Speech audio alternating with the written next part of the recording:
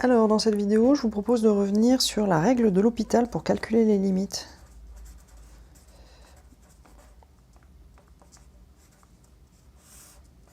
Donc, je vous propose de vous donner l'énoncé et vous donner un petit exemple. Alors, donc là, c'est la version simple, hein, c'est pas la version généralisée. C'est la toute première version. Et la toute première version, elle s'énonce comme ça. On prend un A qui est dans R. C'est l'endroit où on va calculer la limite, mais c'est un réel. C'est pas un infini, en fait. On prend deux fonctions f et g qui sont dérivables sur R et qui sont telles que g' ne s'annule pas en A. Ok, et qui sont aussi telles que f de A et g de A sont tous les deux égaux à 0. Hein, les fonctions elles sont définies et elles sont continues aussi, elles sont dérivables donc elles sont continues aussi. Et le truc qu'on est en train de chercher, c'est la limite quand x tend vers A de f de x sur g de x. Donc là, comme vous voyez que f de a et g de a sont 0 et que les fonctions sont continues, ce truc-là, en gros, c'est une forme indéterminée 0 sur 0.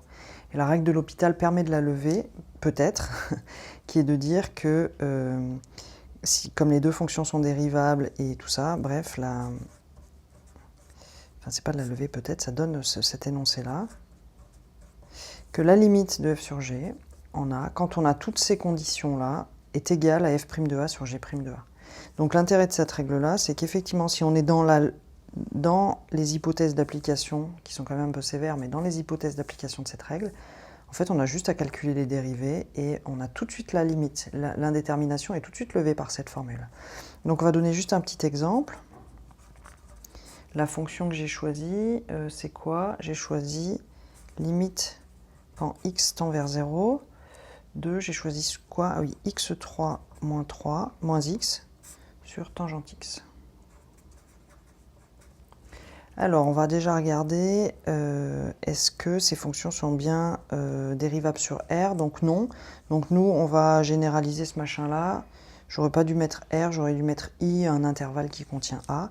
Donc ici, on va se mettre sur autour de 0, de sorte que la tangente soit bien définie. Donc on se met entre moins pi sur 2 ouvert, par exemple, ou entre moins 1 et 1, ça marche. Donc les fonctions f de x égale x3 moins x, elle est bien dérivable, c'est infini, il n'y a pas de problème. Et g de x égale tangente x, elle aussi, elle est bien, c'est infini, si on se met sur moins 1, 1. Ok, 1 moins 1 est strictement inclus dans moins pi sur 2. Et ça contient 0, donc on est au bon endroit. Alors, donc ça, on a déjà vérifié que les fonctions étaient machin. Est-ce que g' est... alors ici, a, c'est 0. Est-ce que g' est non nul en a? Donc je vous propose qu'on calcule d'abord f' de x, et puis ensuite g' de x, vu qu'on en aura besoin de toute façon pour notre formule. F', donc ça fait 3x2 moins 1. Et puis g', ça fait 1 plus tangente carrée de x, la dérivée de la tangente, ou alors 1 sur cos carré, mais c'est pareil. Et donc f' en 0, ça vaut moins 1, et puis g' en 0, bah, tangente 0, ça fait 0, donc ça fait 1. Donc on a bien g' de 0 qui est non nul, c'est la dernière hypothèse, on a tout vérifié là sinon. Donc du coup, on peut dire que cette limite, avec la règle de L'Hopital,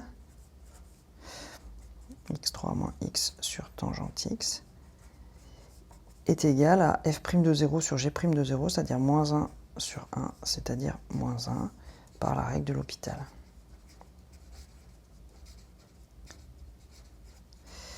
Voilà, donc ça conclut cet exemple d'application de cette règle dans le cas facile où A est dans R, la limite, enfin tout est gentil, tout se passe bien, et c'est bien une limite, une forme indéterminée, 0 sur 0. Peut-être je vais peut-être le noter là, c'est pour lever les formes indéterminées du type 0 sur 0.